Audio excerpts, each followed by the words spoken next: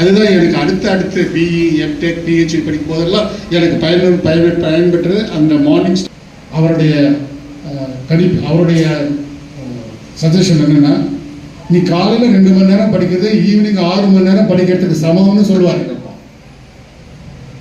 அதனால நான் மார்னிங் படித்ததுனால எங்கள் பள்ளியில் முதல் ரேங்க் வர முடிஞ்சது. இந்த அடுத்த 4 ஆண்டுகள் நீங்கள் படிக்கக்கூடிய வாழ்க்கை 40 ஆண்டுகளுக்கு மிக சிறப்பான வாழ்க்கை.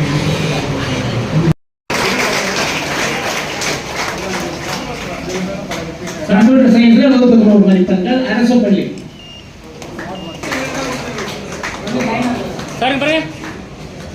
காயத்ரி தனியார் பள்ளி எக்கனாமிக்ஸ் காமர்ஸ் அக்கௌண்டன்சி 3 கொடுத்துருவோம். Sir Preethi okay sir okay Gummidipoondi sir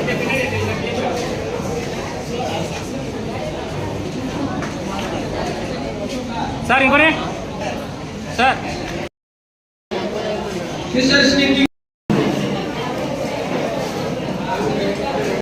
அதன் பிறகு ஜப்பானில் இருந்த 5 விஞ்ஞானிகள் நிம்ஸ் என்று பெயர், அந்த பல்கலைக்கழகத்தின் விஞ்ஞானிகளை அணுகி இந்த தொழில்நுட்பம் எங்களுக்கு வேண்டும், நீங்கள் வெரி சிம்பிளாக டெவலப் பண்ணியிருக்கீங்க, German technology is very complicated, அவங்ககிட்ட கேட்டால் $4 மில்லியன் கேட்குறாங்க, ஆனால் நீங்கள் எவ்வளோ கேட்குறீங்க? நான் வியாபாரம் செய்வதற்காக இங்கே வரவில்லை.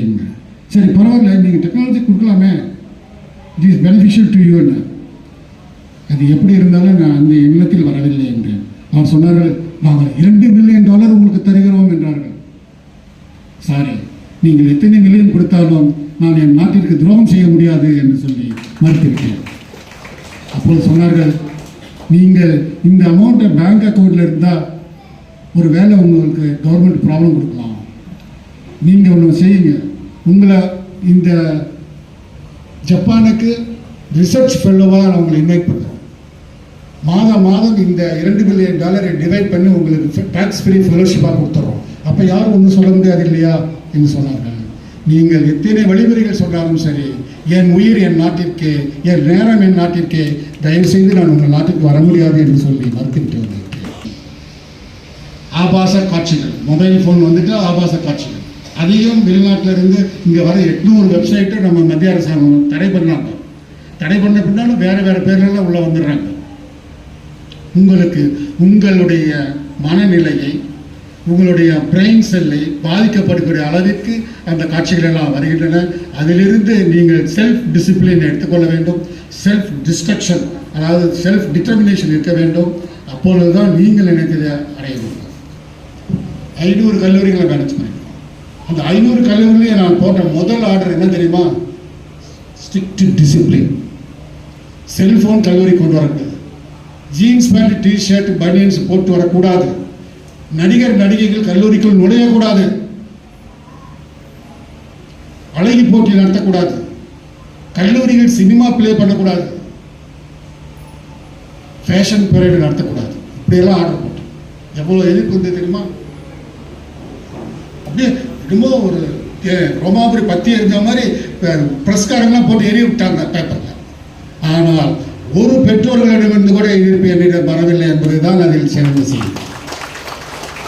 It is for good for children. அந்த 3 ஆண்டுகளிலும் ஏறக்குறைய ஒரு ஆண்டிற்கு 1,25,000 மாணவர்களுக்கு நான் கேம்பஸ் என்று வாங்கி கொடுத்தேன் என்பது எனக்கு தான் பெருமை. எனவே அந்த நீங்கள் கற்றுக் கொடுத்த ஒழுக்கம், கடின உழைப்பு, நேர்மை, இவையெல்லாம் அவர்கள் கல்லூரிக்கு சேர்ந்த பின்பும் அதை பின்பற்ற வேண்டும்.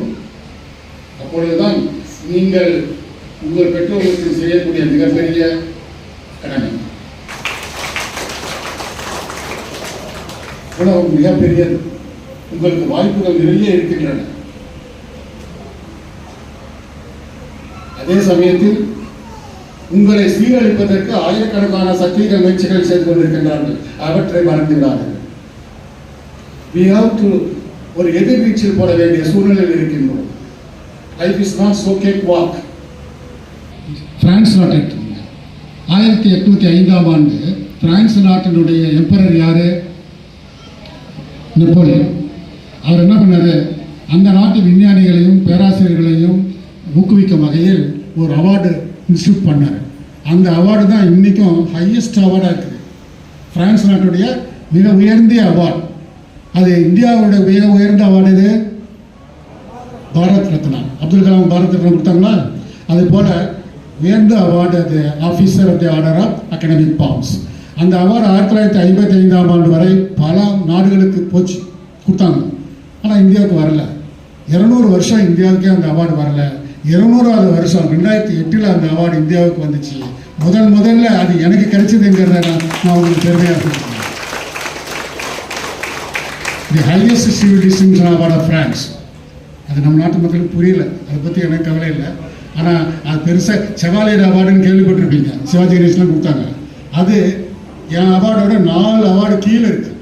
அதை பெருசாக பேசுகிறாங்க. ஆனால் இருந்தாலும் பரவாயில்ல. Academic award I was very proud. அவங்க பிரைம் மினிஸ்டர் சைன் பண்ணி இங்கே எனக்கு அண்ணா யூனிவர்சிட்டியில் வந்து கொடுத்தாங்க. 2வது all European business assembly, European நாடுகள் அத்தனையும் உறுப்பினர்கள் கொண்ட அந்த நாடு, அந்த அசம்பிளி ஒரு வருடத்துக்கு ஒரு முறை ஆக்ஸ்போர்டு ஹாலில் அசம்பிள் ஆனாங்க.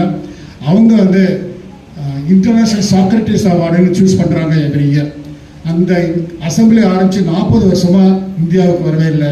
41வது வருஷம் ஃபஸ்ட்டு டைம் இந்தியாவுக்கு வந்தது. அதுவும் எனக்கு அந்த ஆண்டு கிடைத்தது என்பதை நான் தெரியும்னு சொல்ல விரும்புகிறேன். மேலே ஏறி நான் அவர்கிட்ட கேட்டேன், சார் என்ன சினிமா நீங்கள் ரீசெண்டாக பார்த்தீங்க? எனக்கு 60 வயசு ஆகுதுப்பா. பல காரணங்களால் நான் சினிமாவே பார்க்கல இது வரைக்கும். இனிமேலும் நான் பார்க்க மாட்டேன்னு உறுதியாக இருக்கிறேன் அப்படின்றார். எனக்கு spark sir. Yes, it's a waste of time and instigation of sex and violence, which I know. So I don't want to waste my time அப்படின்னா. அன்று முதல் இன்று வரை நான் சினிமா பார்க்கவில்லை என்பதை நான் மாணவ செல்வங்களுக்கு அன்புடன் எடுத்து சொல்ல வேண்டும். இன்னைக்கு இருக்கிற சினிமாலாம் உங்களுக்கு மிகப்பெரிய ஆபத்தை உருவாக்குகின்றன. Cinema is the destruction of our society. எந்த கிரைம்ஸ் நீங்கள் நாட்டில் எடுத்துக்கிட்டாலும் அது சினிமாவில் ஏற்கனவே காட்டுனால தான் இருக்குது. How to murder, how to cheat, how to drink. Drinking காட்சி இல்லாத ஒரு சினிமா இருக்கா? இப்போ ஒரு சினிமாவோட டோட்டல் மெமரி பவர் எவ்வளோ இருக்கும்னு நினைக்கிறீங்க? Anything is a memory. Your brain is a memory like artist. ஒரு சினிமா உங்கள் மெமரியில் பதிந்தால் எவ்வளோ மெமரி அதை ஆக்குபை பண்ணுது? ஏறக்குறைய 5 GB. அப்போ நீங்கள் 100 சினிமா பார்த்தீங்கன்னா 500 GB of the space of the brain is out. 200 cinema பார்த்தா 1000 GB of your memory is out. அப்போ நீங்கள் படிக்கும் பொழுது அந்த நாலேஜ் உள்ளே போகும். பிரெயினில் சொல்லுது இங்கே இடம் இல்லை போப்போ, இங்கே இடம் இல்லை போப்போ என்று உங்களுக்கு தேவையற்ற மெமரி எல்லாம் பிரெயினில் அட்டாக் பண்ணிக்குது. நீங்கள் தேவையான படிப்பை உள்ளே செலுத்த முடியவில்லை. இதுதான் உண்மை. இதை டாக்டருக்காரு நீங்கள் கிளாரிஃபை பண்ணுங்க. டாக்டர்கிட்ட anything you upload in your brain which is not useful ஒரு கிரிமினல் ஆக்டிவிட்டீஸ் அவைதான் முன்னின்று நிற்கும். வாழ்க்கையில் நான் ஒன்று சொல்லுகிறேன், நீங்கள் செய்த தவறுகள் தான் நிரந்தரமாக உங்கள் மூளையில் நிற்கின்றன. நல்ல காரியங்கள் உங்கள் மூளையில் அடிக்கடி வெளியில் வருவதில்லை. இது உண்மையே பொய்யா டாக்டர். ஸோ நீங்கள் செஞ்ச தவறுகள் ஒன்று கூட உங்கள் வாழ்க்கையிலேருந்து மறக்கவே முடியாது. அது மாதிரி பிரெயின் ஆகிடுது. So the cinema unfortunately these days past 40 years cinema is against our human living. 100 பேர்த்தை சுட்டுக் கொள்வான், 100 பேர்த்தை வெட்டி கொள்வான். Violence between groups, cheating each other. எவ்வளோ தரங்கட்டு போய் அந்த சினிமாக்கள் இருக்கின்றன என்பதை தயவு செய்து நீங்கள் 5 நிமிடம் யோசித்து பாருங்கள். அதனால தான் நான் my mind is so free. No nonsense. அதாவது அந்த சினிமா நடக்கிற நான்சென்ஸ் என் பிரெயினில் இல்லை. Always fresh in mind. நீங்கள் வேணால் இருந்து பாருங்களேன், ஒரு மாதம் சினிமா பார்க்காம இருந்து பாருங்கள், உங்கள் பிரெயின் எவ்வளோ சூப்பராக இருக்கும். 5 மாதம் 6 மாதத்துக்கு சினிமா பார்க்காம இருந்து பாருங்க, நீங்கள் படிப்பில் ரொம்ப வேலை போயிடுவீங்க. என் ஃப்ரெண்டு சொன்னான், ஒரு சினிமா எடுத்துட்டு காட்சி முடிஞ்சது, அந்த சண்டை காட்சிகள், அந்த ஹீரோ அடித்த அடியில் ஏற்கனவே 25 பேர்த்த தோசம் பண்ணிட்டான். அந்த ஹீரோ ஜூஸ் குடிக்கும் போது ஒரு சூறாவளி காற்று வந்துச்சு.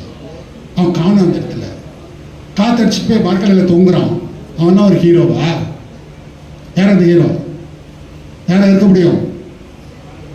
காத்தடிச்சா பறக்கிற ஹீரோ யாரு? உங்களுக்கு தெரியும், சொல்ல மாட்டீங்க.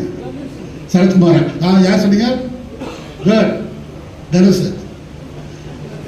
இவங்கெல்லாம் ஒரு ஹீரோவா? What is who is hero time? Things are gone wrong. தயவுசெய்து சினிமாவை பற்றி மட்டும் தீமைகளை மட்டும் என்னை பேச சொன்னீங்கன்னா 3 மணி நேரம் பேச முடியும்.